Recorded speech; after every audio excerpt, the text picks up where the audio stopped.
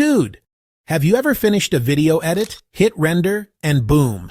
Your final video looks all glitchy and broken, like weird lines, distorted frames, and you're just sitting there like, what the heck?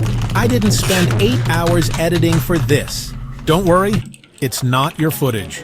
It's not your camera. It's just a sneaky little setting inside DaVinci Resolve that's messing with you. Step 1. Go to Project Settings, Master Settings.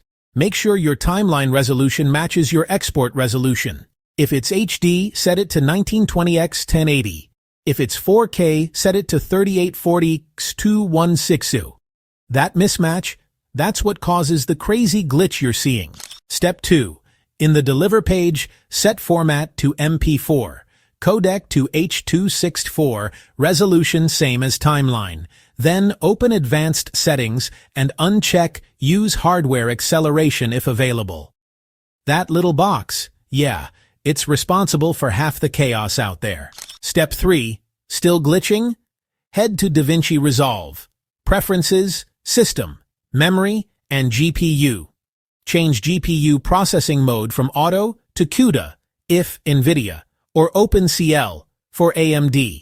Export a 10-second clip and check. If it's clean, boom, problem solved.